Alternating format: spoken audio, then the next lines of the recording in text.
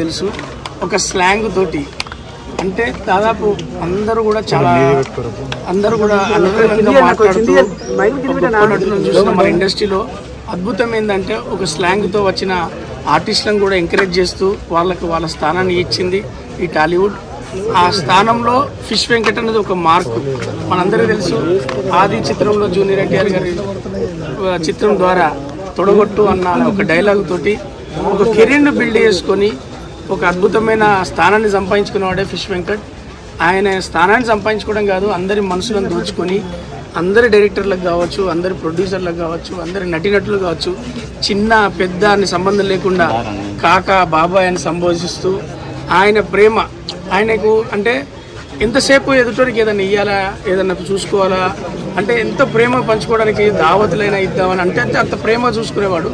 సరే మనందరికీ జీవితంలో నటీనటులకు అంటే మేము అలాంటి చిన్న ఆర్టిస్టులు గొప్ప నటులను చూసి నేర్చుకునేవి ఉంటాయి. ఇలాంటి మా బాబాయిని చూసి నేర్చుకునేది ఏంటంటే జీవితం అనేది చాలా విలువైంది, దాన్ని జాగ్రత్తగా కాపాడుకోవాలి, సమయాన్ని గుర్తించుకొని ముందుకెళ్ళాలి.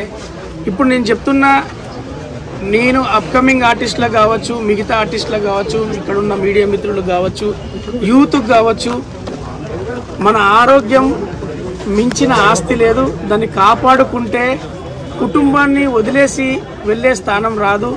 మరి ఫిష్ వెంకట్ గారు మరి అతని దగ్గర మనం చూడాల్సింది పాఠం, గుణపాఠం కావచ్చు, ఏదైనా కూడా కావచ్చు. అతను లాస్ట్ వరకు కొట్లాడింది ఇంకొద్దిలో బాగుపడి ఇంకొద్దిలో మళ్ళీ లేచి మళ్ళీ నటించి వాళ్ళ కుటుంబాన్ని సెట్ చేయాలి అనే తాపత్రయం ఉండేది.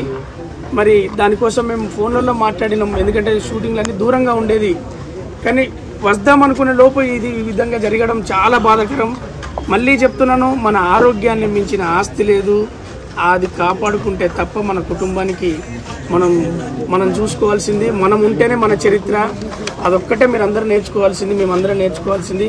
ఆయన ఎక్కడున్నా ఆయన ఆత్మశాంతి కలగాలని, వాళ్లకు ఆయన ఆశీస్సులుండి, వాళ్ళ కుటుంబానికి ఆయన ఆశీస్సులుండి, వాళ్ళ పిల్లలు వాళ్ళు మన ఫిష్ వెంకట్ అన్న ఎలా అయితే కోరుకున్నారో, ఫిష్ వెంకట్ అన్న వాళ్ళ సంబంధించిన వాళ్ళ గురించి ఏదైతే కోరుకున్నారో వాళ్ళందరూ అలా బ్రతికి ఆనందంగా ఉండాలని మాత్రం కోరుకుంటాం. ఆయన ఆశీస్సులు వాళ్ళకి ఎప్పుడు ఉండాలని, మా కోఆపరేషన్ కూడా వాళ్ళ పిల్లలకు ఎప్పుడు ఉంటుందని మేము మనస్ఫూర్తిగా తెలియజేస్తున్నా.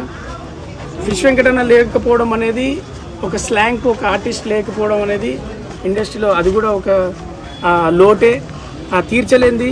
ఆయన ఎక్కడున్నా ఆయన ఆత్మశాంతి కలగాలని మరొకసారి తెలియజేసుకుంటూ నేను మీరు వచ్చారు బ్రదర్. ఇది సందర్భం కాదనుకుంటున్నాను, ఎందుకంటే బతుకున్న నువ్వు కవర్ చేయి, వచ్చిన కవర్